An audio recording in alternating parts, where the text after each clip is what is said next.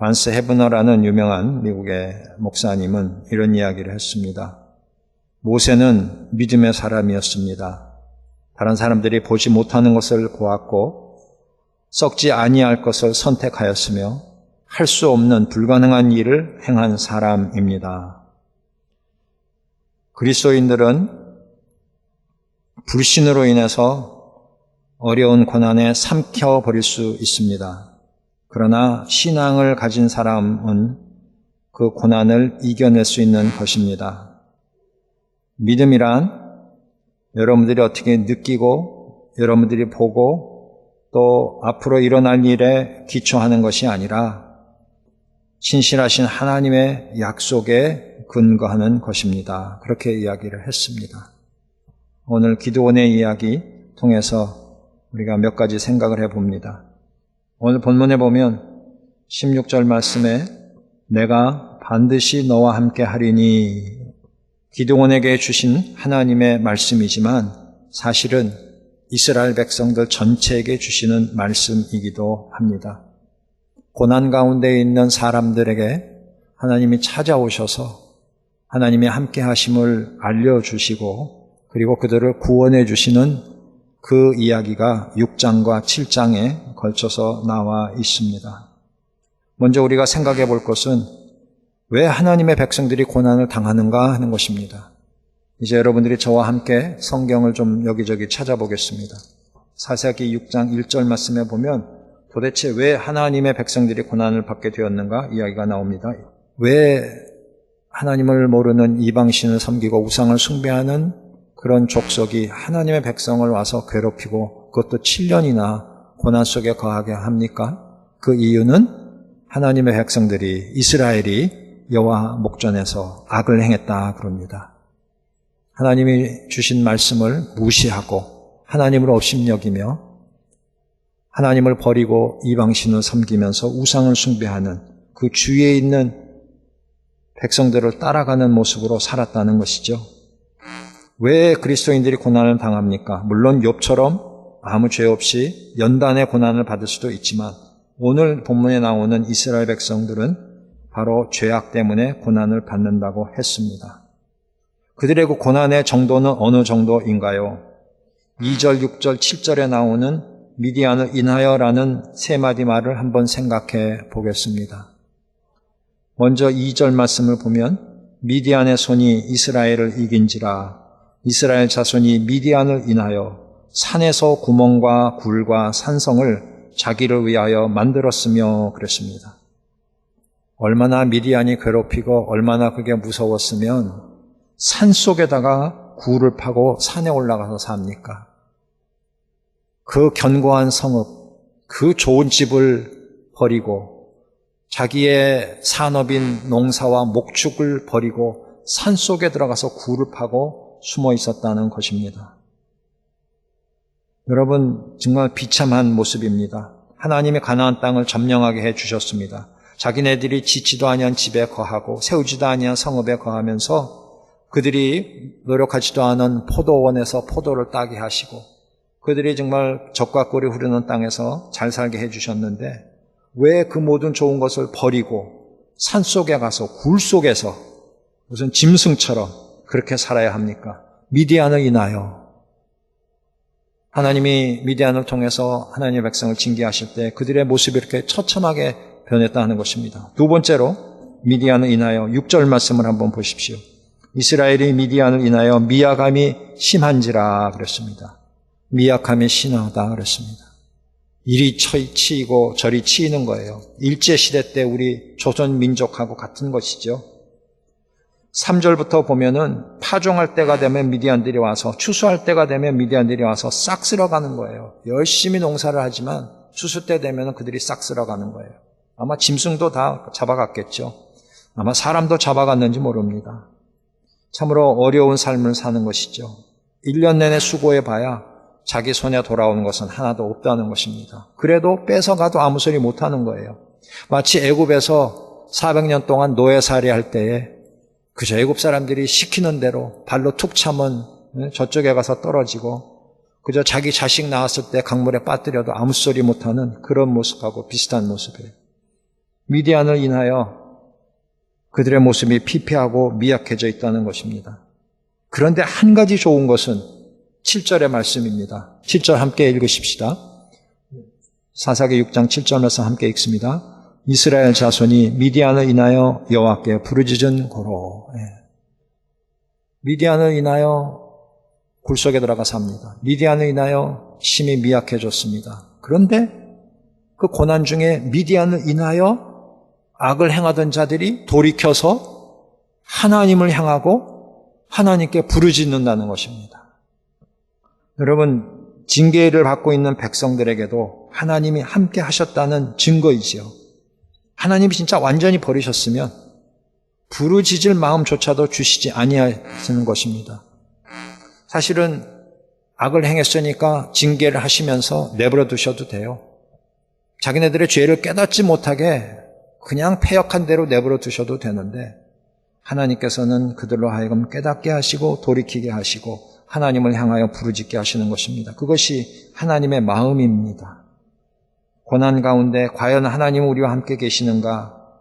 그러나 하나님은 함께 계시는 것입니다. 그리고 그들로 하여금 부르짖게 하십니다. 이 부르짖음이 바로 회복의 빛이 되는 것입니다.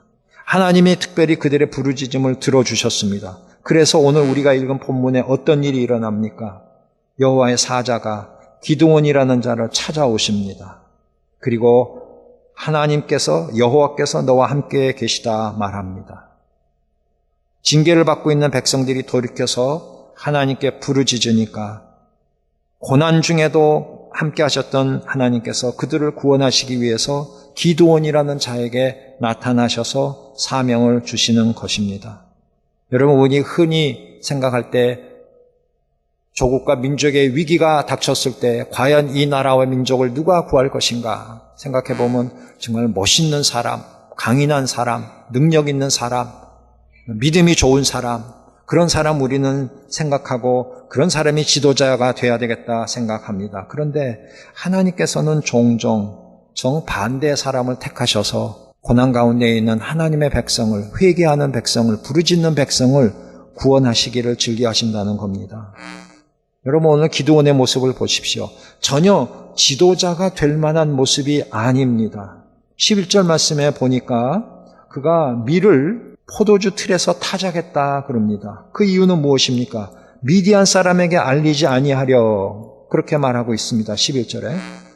다시 말하면 미디안에게 들키지 않으려고 마당에서, 원래 타작은 마당에서 잔뜩 멍석 깔아놓고 그러고 아주 크게 해야죠. 그래서 짐술에다가 타작한 거 싣고 얼마나 부산을 떨고 온 가족이 모여서 일꾼과 함께 아주 그 풍년 때는 그렇게 타작을 해야 되는데 포도주 틀에다 타작한다는 것이고, 그 당시 포도주 틀은 돌을 깎아서 만든 것입니다. 사람이 한 두세 사람 들어갈 정도죠. 거기다 포도를 넣고 사람들이 신발을 벗고 맨발로 들어가서 포도를 막 밟는 것입니다. 그러면 밑에 이렇게 관이 있습니다. 구멍을 뚫어서. 그러면 그 관을 통해서 포도의 즙이 다른 그릇에 이렇게 담기게 되는 것이죠.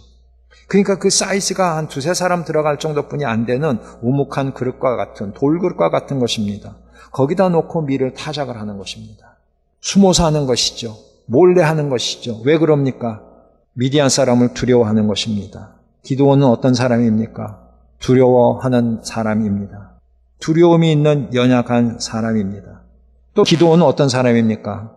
과거에 일어났던 일들을 믿고는 있지만 현실을 잘못 이해하고 있는 사람입니다. 여호와의 사자가 여호와께서 너와 함께 계시도다 그랬더니 13절 말씀에 뭐라고 대답합니까?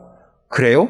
여호와께서 나와 함께 계세요? 아니, 그렇다면 나의 주여, 여호와께서 우리와 함께 계시면 어찌하여 이 모든 일이 우리에게 미쳤나이까? 하나님의 백성, 하나님의 자녀가 하나님이 진짜 우리와 함께 하시다면 우리가 어떻게 이런 모습으로, 미약한 모습으로 굴 속에 숨어서, 아니면 밀타작도 포도즙 틀에다가 이렇게 숨겨가지고 하고 먹고 살아야만 합니까? 정말 하나님이 계시긴 계시는 겁니까? 이런 말씀이죠. 이거는 믿음이 없는 말씀입니다. 사람을 두려워하고 대적을 두려워하고 하나님이 함께 계시는 것을 깨닫지 못하고 포기하고 낙심하고 자기 연민에 빠져 있는 그런 사람입니다. 나와 우리 민족은 다 틀렸다. 하나님이 우리를 버리셨나 보다. 스스로 그렇게 생각하는 사람이에요. 그러니까 여호와가 너와 함께 계시겠다 그랬는데 함께 계세요? 그럼 어떻게 이런 일이 일어날 수 있습니까? 이렇게 항변하는 모습이죠. 여러분, 고난이 닥치면 우리도 가끔 그럴 때가 있습니다.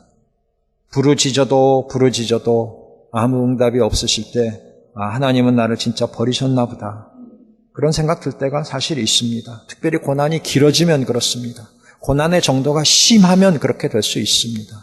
믿음 좋은 사람들도 고난을 이기지 못하고 불평하고 원망하고 낙심하고 심지어 자기 연민에 빠지는 것이죠. 나는 다 틀렸나 보다. 그렇게 생각하는 것입니다. 영적으로 어두워진 사람이에요. 두려움이 많은 연약한 사람일 뿐만 아니라 기드온은 영적으로 어두워진 사람. 과거는 보지만 현실을 잘못 이해하고 있는 것입니다.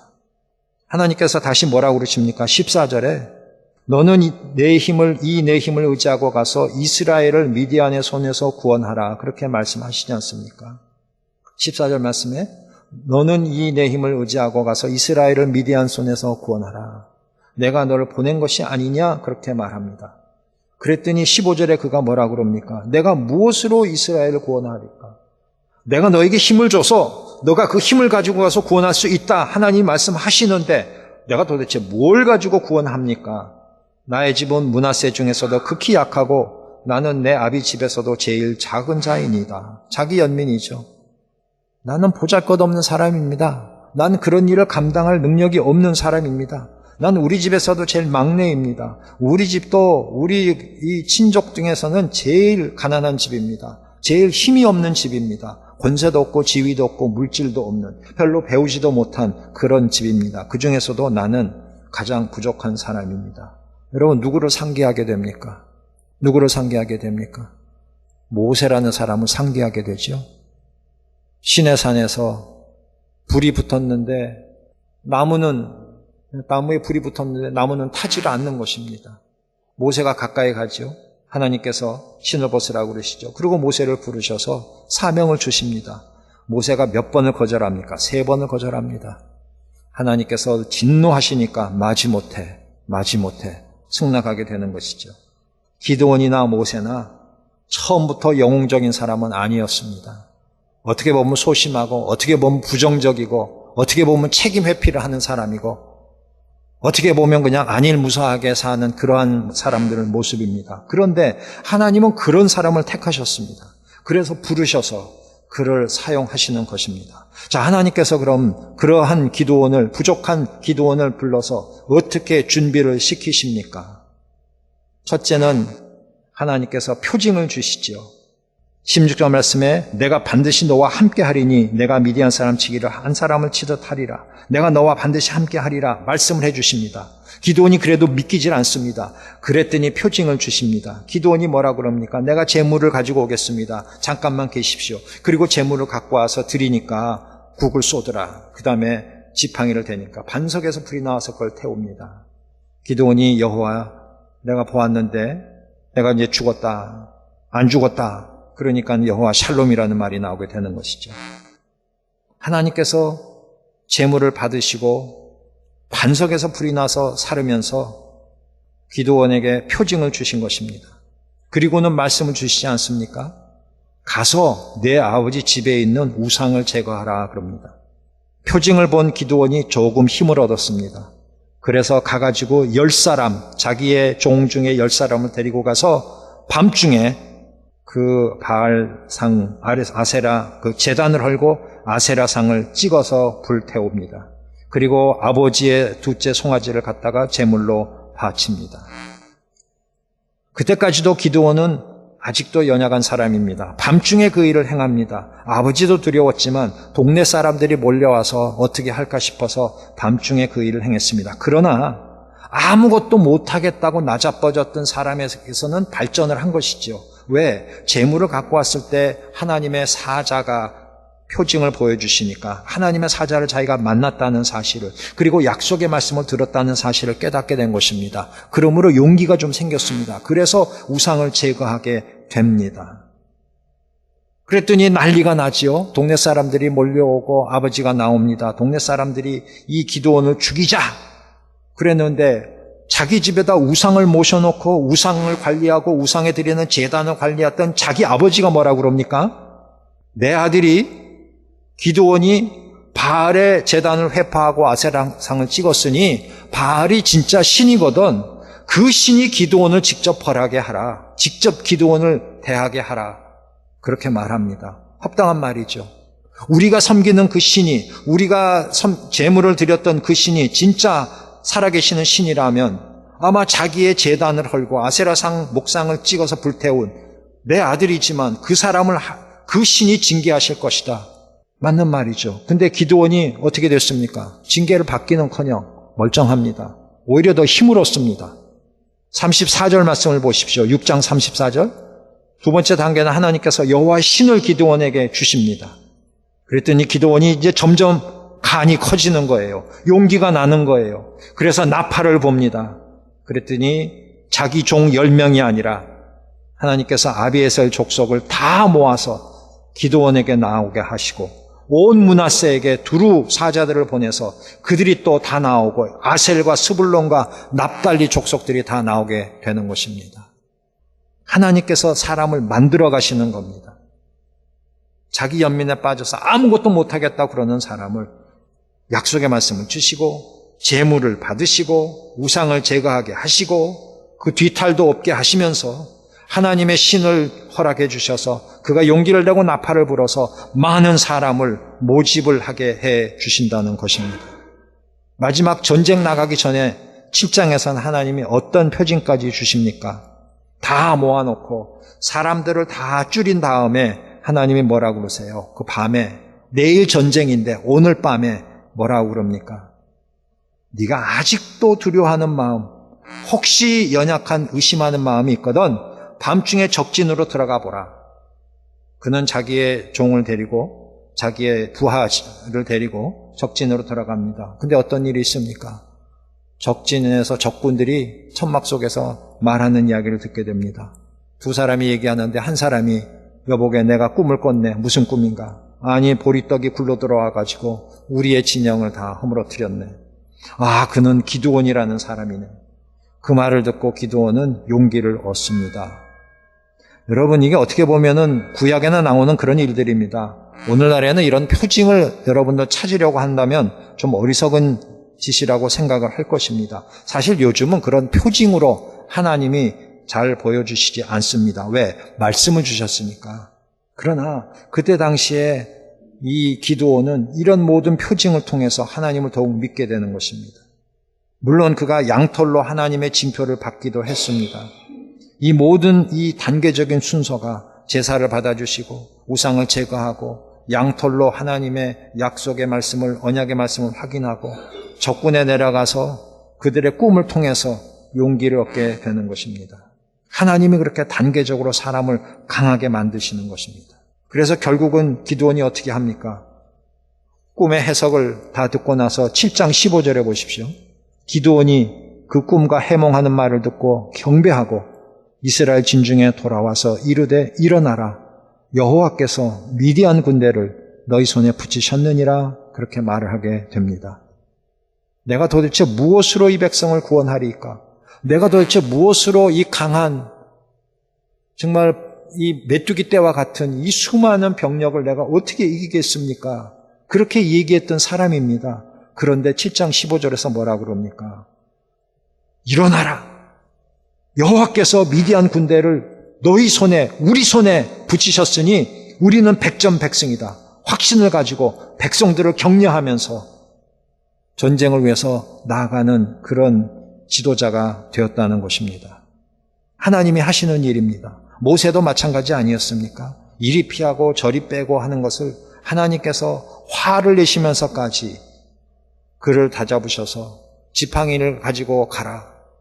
그러면서 그 지팡이를 통해서 또 모세의 입 역할을 한 아론을 통해서 하나님께서 이적을 일으키시고 10가지 재앙을 내리시면서 이스라엘 백성을 애굽에서 구원하게 하시고 홍해를 가르고 홍해를 마른 땅으로 건너게 하시고 하늘에서 만나를 주시고 반석에서 샘물이 나게 하시고 고기 먹고 싶다 그러니까 동풍을 불어서 메추라기도 몰아서 메추라기도 먹게 하시고 하나님이 하시는 일입니다. 신약에서도 마찬가지입니다. 하나님이 사람을 세우실 때 연약한 자들을 세우십니다. 배우지 못한 자들, 가지지 못한 자들, 종으로 팔려왔던 사람들, 세리였던 사람들, 어부였던 사람들, 창기였던 사람들, 그런 사람들을 회개시키셔서 하나님의 나라의 일을 하게 주셨다는 것입니다. 여러분, 우리도 쓰임받을 수 있습니다. 오늘 이 말씀은 우리에게 주시는 교훈이 있습니다. 사사기는 여러분들 오늘날 우리 그리스도인들의 모습으로 생각해서 볼 수 있습니다. 왜냐하면 하나님의 백성들이 그 시대에 왕이 없으므로 자기 소견에 좋은 대로 했다고 그럽니다. 여러분, 왕은 누굽니까? 하나님 아버지가 왕이십니다. 그런데 하나님 아버지가 모세나 여호수아 같은 모습으로 나타나지 않으시니까 왕이 없는 걸로 착각하는 것입니다. 사사들이 있을 때는 그를 왕처럼 모시면서 따릅니다. 그러나 사사가 죽고 나면 또 죄를 짓습니다. 그것의 반복의 역사가 사사기입니다. 오늘날 교회도 그런 모습인지 모르겠어요. 교회의 머리 되시는 예수 그리스도십니다. 하나님의 교회입니다. 그런데 우리가 바라보는 어떤 목사님, 어떤 신앙적인 지도자가 그냥 죽고 나면 그냥 우리는 사람이 없어지기 때문에 하나님이 안 계신 것처럼 생각하고 이런 미약한 모습으로 살고 있는지 모른다는 것입니다. 교회가 외형적으로는 번영하고 부강해지는지 모르겠습니다. 아름다운 건물, 좋은 시설, 사람도 많이 몰려 있습니다. 그런데 과연 신앙의 순수성은 지키고 있느냐 하는 것입니다. 만약에 한국교회에 지금 고난이 닥친다면 일제시대 때 우리의 믿음의 선진들이 순교를 각오하고 믿음을 지켰던 것처럼 믿음을 지킨 사람이 얼마나 되겠는가 하는 것입니다. 마치 이스라엘 백성들이 주위에 있는 이방신을 섬기는 사람들을 따라서 그들과 함께 세상 것을 즐기면서 그들의 방식을 따라서 결국은 우상을 숭배하게 된 것처럼 오늘날 교회에 나오고 그리스도인이라고는 하지만은 세상 사람들하고 타협하면서 세상 문화를 즐기면서 세상 사람들의 가치관을 따라가면서 그리스도인인지 아닌지 아니면 양다리 걸치고 그런 모습으로 사는 사람들이 얼마나 많은지 모릅니다. 그럴 때 사실 외형적인 교회는 점점 더 잘 세워지는 것 같을지 모르지만 하나님이 보시는 그 중심이 단단한 교회는 무너져가고 있고 희석되어 가고 있다는 것입니다. 그래서 요즘 한국에서도 교회다운 교회를 위해서 많은 사람들이 세미나도 하고 기도회도 하고 있는 것입니다. 미국도 마찬가지입니다. 미국 사람들의 교회들도 지금 다시 원점으로 돌아가서 말씀으로 생각해 보자고 하는 것입니다. 여러분, 우리도 연약해질 수 있습니다. 우리가 때때로 정말 악을 행함으로써 하나님의 징계를 받을 수도 있습니다. 우리가 미디안 사람을 인하여 미약한 모습으로 살았던 이스라엘 사람들처럼 우리 그리스도인들이 세상 사람들로 인하여 혹은 사단의 권세로 인하여 미약한 모습으로 굴 속에 숨어 사는 것과 같이 우리가 당연히 누려야 될 좋은 것들을 포기하고 피폐한 삶을 사는 것처럼 그런 모습으로 살 수도 있다는 것입니다. 세상적으로 말씀드리는 게 아닙니다. 영적으로 말씀을 드리는 것입니다. 하나님이 주신 은사가 얼마나 많습니까? 그걸 활용하지도 못하는 것입니다. 여러분, 우리 스스로를 한번 생각해 볼 수 있기를 바랍니다. 만약에 우리 스스로 그렇게 피폐한 모습이라고 생각되신다면 우리가 해야 될 일은 무엇입니까? 부르짖는 것입니다. 깨닫고 돌이켜서 부르짖는 것입니다. 그러면 어떤 일이 일어납니까? 하나님께서 지도자를 세워주십니다. 어떤 지도자를 세우십니까? 이미 준비된 지도자가 아닙니다. 세상 사람들이 볼 때 멋있는 사람이 아닙니다. 사울을 패하고 다윗을 왕으로 세우시려고 하나님이 작정하셨을 때 사무엘을 다윗의 아버지 이새의 집으로 보냅니다. 그 아들 중에 내가 왕으로 삼을 사람이 있다. 장남을 보니까 엘리압이 나왔는데 아주 기골이 장대하고 멋있습니다. 사무엘이 혼자 생각해 이 사람을 하나님이 택하셨나 보다. 그때 아니라고 말씀하십니다. 뭐라고 그러십니까? 나는 외모로 사람을 취하지 않는다고 말씀하십니다. 그리고 제일 막내 얼굴이 빨간 다윗을 택하신 것입니다. 여러분, 하나님께서 그렇게 하신다는 겁니다. 그러면 우리에게 주시는 메시지는 무엇입니까? 우리도 될 수 있다라는 것입니다. 자기 연민에 빠져 있는 사람, 내가 무엇으로 구하리까? 내가 무엇으로 주의 일을 하겠습니까? 내가 무엇으로 주님의 몸된 교회를 섬기겠습니까? 나는 아닙니다. 다른 사람 시키십시오. 나는 못합니다.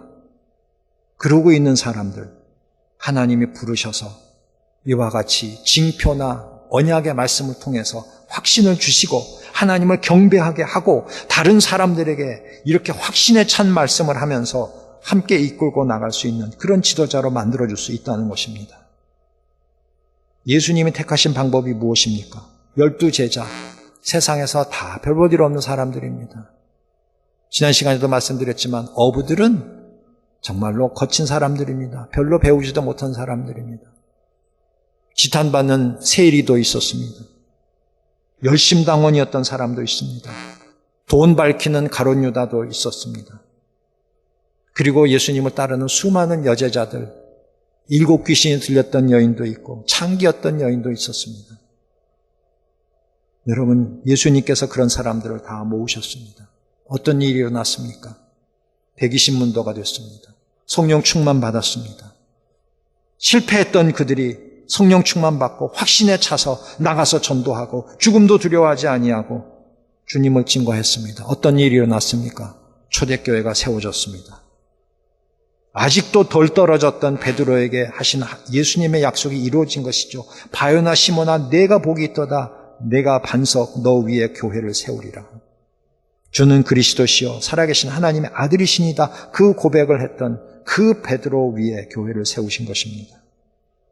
실패하고 주님을 저주하고 침뱉었던 자를 돌이키셔서 그렇게 교회의 반석으로 사용하셨다는 겁니다. 여러분, 우리에게도 기회가 있습니다. 우리 교회도 기회가 있습니다. 지난 시간에 말씀드렸지만 이스라엘 백성을 왜 택했습니까? 수요가 많아서요? 아니에요. 오히려 모든 민족 중에 너희들이 수요가 적기 때문에 내가 택해서 내가 복 줘서 하늘의 별처럼 바다의 모래처럼 아브라함에게 약속했던 것처럼 중다한 민족으로 이루고 너희들을 통해서 하나님의 나라를 건축하겠다 말씀하셨어요. 신약에서도요. 12명뿐이 안 돼요. 120명뿐이 안 돼요. 500명뿐이 안 돼요. 그런데 하루에 3,000명이 믿고 또 하루에 5,000명이 믿으면서 예루살렘 교회가 10,000명이 넘는 큰 교회로 폭발적으로 부흥하게 하는 것입니다. 그리고 사방으로 나가서 사마리아와 땅끝까지 이르러서 복음을 전하고 사방의 교회들이 세워지면서 오늘날 기독교가 이렇게 전 세계적으로 하나님의 영광을 드러내는 교회와 그리스도인들이 되게 해주셨다는 것입니다. 여러분, 우리도 할 수 있습니다. 우리 교회도 할 수 있습니다. 중요한 것은 하나님의 부르심에 올바로 응답하는 것입니다. 하나님이 우리에게 사명을 주셨을 때 확신을 가지는 것입니다.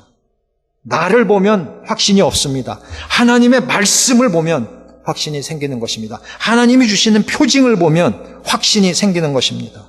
여러분들의 삶 속에서 크든지 적든지 하나님이 주신 표적을 기억하시기 바랍니다. 과거에는 구원해 주셨는데 지금 이게 이 꼴이 뭡니까? 기드온처럼 그렇게 푸념하고 있지 말고 과거에 도와주셨던 그분이 지금도 우리와 함께 하시고 앞으로도 나를 통해서 우리를 통해서 큰 일을 이루실 것을 바라보면서 함께 나가는 저와 여러분들 될 수 있기를 간절히 기원합니다.